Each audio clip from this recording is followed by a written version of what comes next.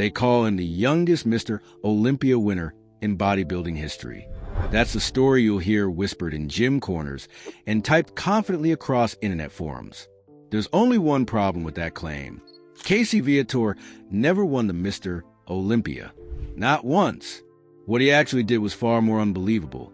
And the fact that people still get it wrong tells you everything about how this sport treats prodigies it doesn't know how to protect.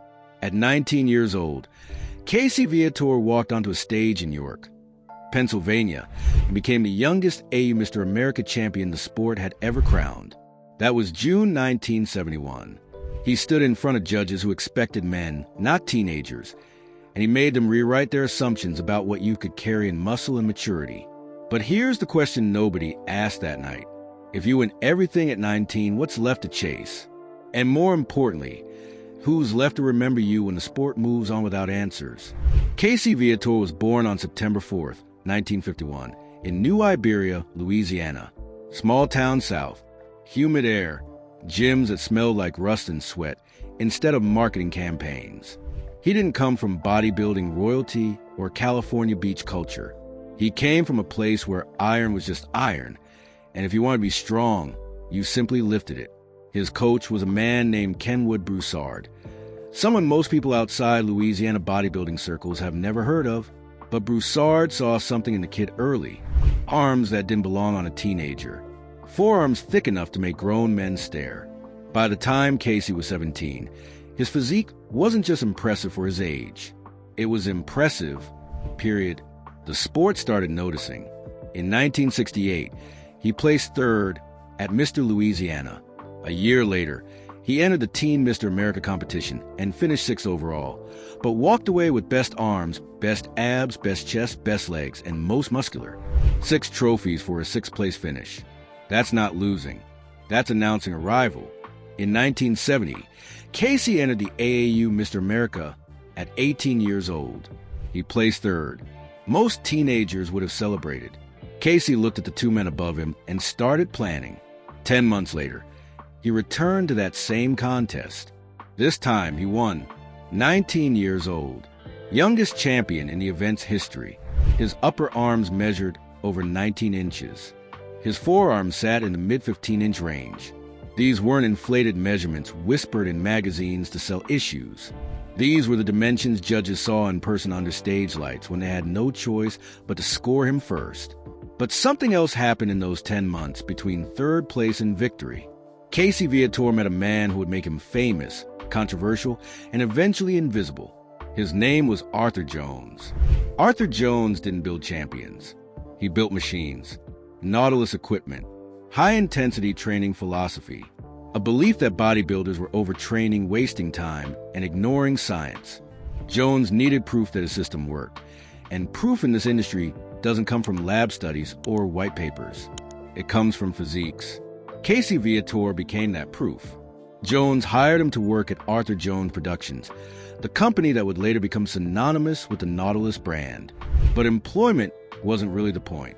Casey was a walking advertisement, a teenage phenomenon who trained the way Jones insisted everyone should train.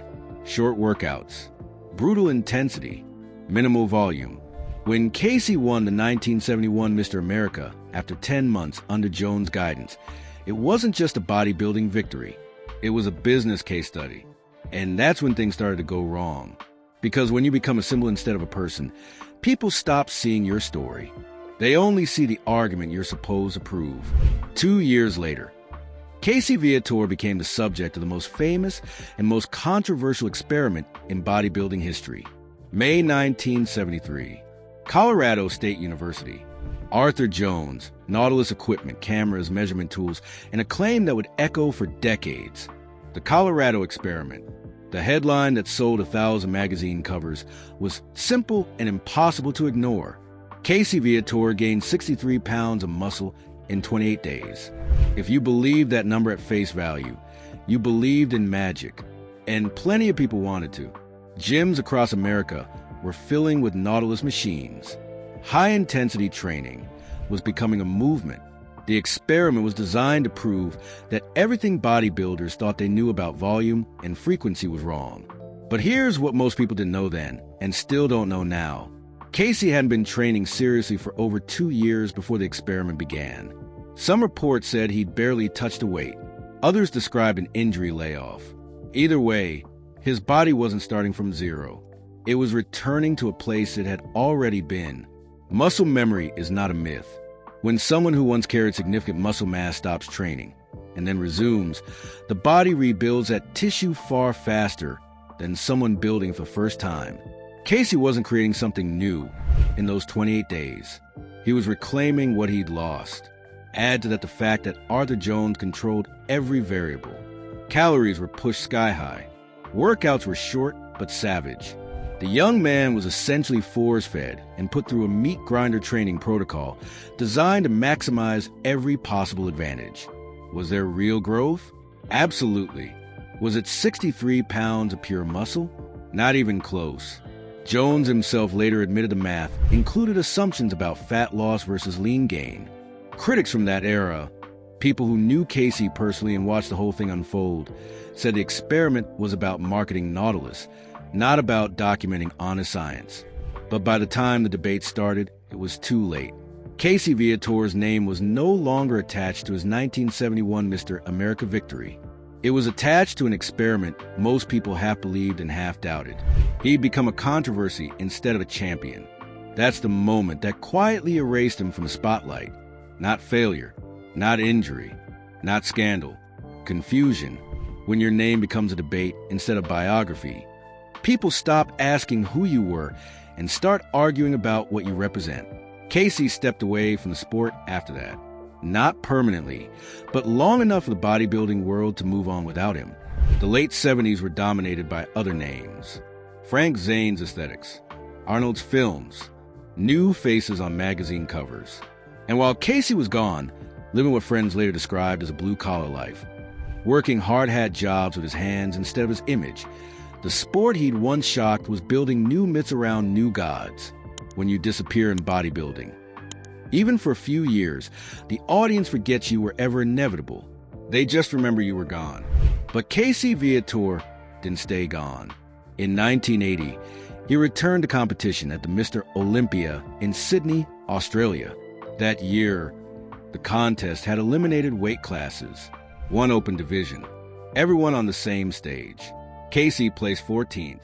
It wasn't the comeback story anyone wanted to write. But 2 years later, he stepped on the Olympia stage again. This time, the outcome was different. He finished third, behind Chris Dickerson, who won, behind Frank Zane, who took second. Third place at the Mr. Olympia is not a footnote. It's not a failure. It's a podium finish at the most prestigious contest in the sport. For most athletes, that would be the defining achievement of a career. Magazine covers, sponsorship deals, a permanent place in the sport's mythology. For Casey Viator, it barely registered. The bodybuilding media in 1982 was focused on Dickerson's historic win as the first black Mr. Olympia champion. Zane was still riding his aesthetic reputation. And Casey? He was just a guy who placed third. The teenage prodigy who won Mr. America at 19 was now 31 years old, standing on the Olympia podium and somehow still being overlooked. Part of the problem was timing. Casey's peak years didn't align with the sport's commercial explosion. He won his biggest amateur title in 1971, right before bodybuilding started to go mainstream. By the time the Olympia became a media spectacle, he was already in his second or third comeback. He didn't have the continuity that builds legend. No unbroken string of victories. No dominant multi-year reign. Instead, his career looked like a series of flashes. Appear, shock everyone. Disappear, return, place well but not first, vanish again. That's not how bodybuilding builds icons. Icons need narrative consistency. They need to be visible long enough for the audience to build emotional investment. Casey kept stepping away, and every time he did, the sport's memory reset without him. Meanwhile, the Colorado experiment kept getting retold. Magazine articles, training debates, internet forums decades later still arguing about whether Arthur Jones was a genius or a con man. Casey's name stayed attached to that story. But the man himself, he faded. Casey also wrote for the sport during his later years. Muscle and Fitness, Flex Magazine, articles about training philosophy, technique. He helped shape bodybuilding culture with words, not just physiques. But writers don't get statues. Writers don't get inducted in the halls of fame with the same fanfare as champions. Even when those writers once stood on the biggest stages in the sport and forced judges to score them in the top 3. His contributions to bodybuilding media are mentioned in passing, if at all, in most retrospectives. Because people don't want to remember champions as people who worked normal jobs and wrote columns. They want legends who stayed legendary. Casey didn't give them that. He gave them humanity instead. And humanity doesn't sell as many magazines. The training philosophy that made him famous also became a cage. Early in his career, Casey was a poster child for Arthur Jones' high-intensity, low-volume approach. Nautilus machines, brief workouts, maximum effort, minimal time. That image stuck. Even as Casey's training evolved over the years, even as he adapted and experimented with higher volume and more conventional methods, people still saw him as a hit guy, the Nautilus experiment kid. That label limited how the sport remembered him. He wasn't allowed to grow past a version of himself that served someone else's marketing campaign. And when high-intensity training fell out of fashion in favor of volume-based programs, Casey's name fell with it. Guilt by association. He became a relic of a training war he never asked to fight. Meanwhile, other athletes from his era, athletes who never placed as high or built physiques as impressive, stayed in the public eye because they played the media game better. They gave interviews. They stayed controversial. They kept their names in circulation. Casey just trained, competed when he felt like it, and lived his life. The sport punished him for that quiet dignity. There's a detail about Casey's career that almost no one brings up anymore. The 1980 Mr. Olympia, his first return to the big stage, was held at the Sydney Opera House, one of the most iconic venues in the world. Bodybuilding on an opera stage. It should have been a perfect moment for a man who'd spent his entire career being told he was ahead of his time. Instead, he placed 14th in a field that didn't know what to do with him. The sport had changed. Conditioning standards were sharper. Posing had become more theatrical. And Casey, who'd built his reputation on raw size and density, looked out of step, not because his physique was weak, but because the judges were scoring a different era now. He was a 1971 champion trying to compete in a 1980 contest, and the rules had shifted under his feet. 2 years later, when he took third, it felt like vindication. Proof that he could adapt. Proof that his body still belonged at the top. But the sport had already moved on emotionally. They'd crowned new kings. Casey's third-place finish was respected, but not celebrated. It was the end of a comeback story no one had been asking for. Casey Viator died on September 4th, 2013, his 62nd birthday. There's something almost mythological about that timing. Born and died on the same day. 62 years of a life that touched the absolute peak of one sport's potential. Then watched that sport forget him while he was still alive. The tributes that followed his death were respectful but brief. A few paragraphs in bodybuilding publications. Some social media posts from people who trained with him or remembered his contests, but no massive outpouring. No retrospectives examining how the youngest Mr. America champion in history spent decades being mislabeled, misunderstood, and eventually ignored. The sport moved on quickly, because that's what bodybuilding does. It builds new legends and leaves the old ones to fend for themselves in the archives. So why does Casey Viator's story matter now? Because it's a warning about what happens when a sport crowns someone too young and then refuses to protect them from what comes next. 19 years old is not an age where you understand legacy. It's an age where you're still figuring out who you are. Casey won the biggest amateur title in American bodybuilding before his brain had finished developing, before he'd lived enough life to know what sacrifice and fame actually cost. And the sport didn't guide him. It used him. Arthur Jones used him to sell machines. Magazines used him to sell controversy. And when the experiment became more famous than the man, nobody stepped in to rewrite that narrative. They just let him drift. Let him disappear into blue-collar anonymity between comebacks. Let him place third at the Olympia and still be treated like an afterthought. Let history mislabel his greatest achievement and never bother to correct it.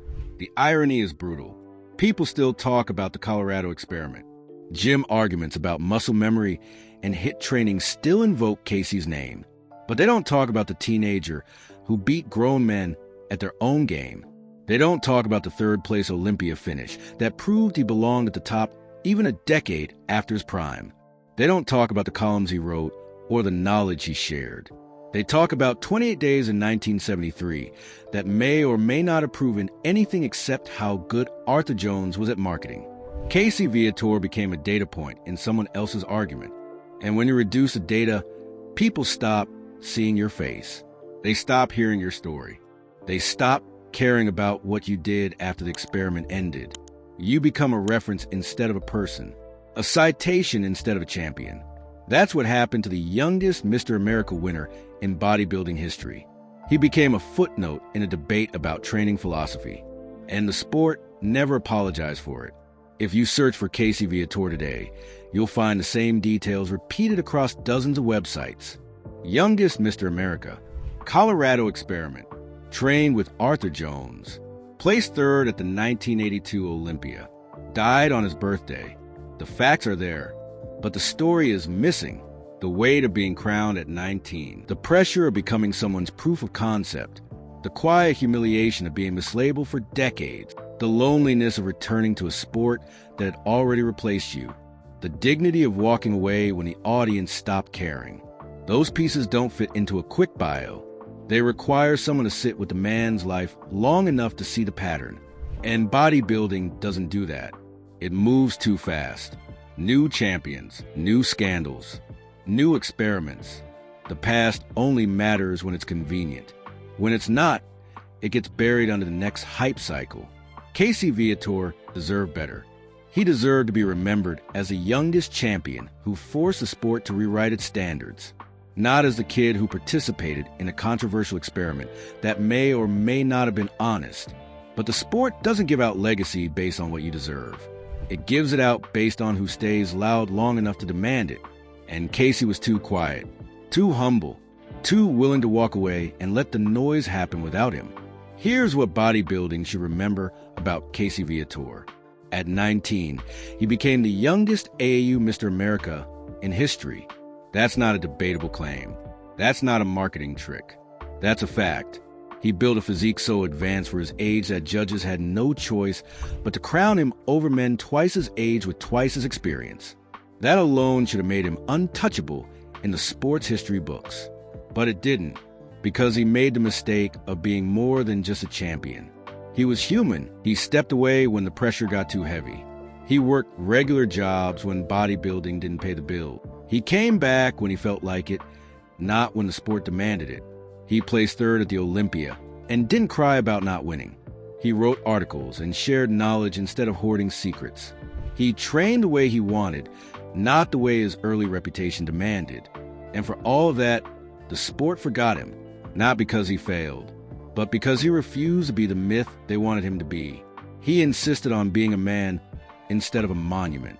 And bodybuilding punishes that choice every single time. The question that haunts Casey Viator's story isn't whether he was great. He was. Question is whether the sport was ever mature enough to handle a prodigy it couldn't control. And the answer, written in decades of silence and mislabeling, is no. Bodybuilding doesn't know what to do with athletes who peak early and then live complicated, human lives afterward. It wants straight lines, clear narratives, unbroken dominance, or tragic downfall. It doesn't want someone who wins, disappears, returns, places well, disappears again, writes some articles, and then dies quietly on his birthday. That's too messy, too real. So the sport simplified him, made him the Colorado experiment guy, made him the youngest Mr. Olympia that he never was, made him a name people recognize, but a story they never learned. And in doing that, bodybuilding revealed something ugly about itself. It doesn't protect its prodigies. It consumes them for content, then forgets them when the next cycle starts. Casey Viator was 19 when he became a champion. He was 62 when he died. And somewhere in those 43 years, the sport stopped seeing him as anything more than a reference in an old debate about training volume. That's not legacy. That's erasure. And it's still happening to prodigies today who are too young and don't realize yet that fame is not the same thing as being remembered.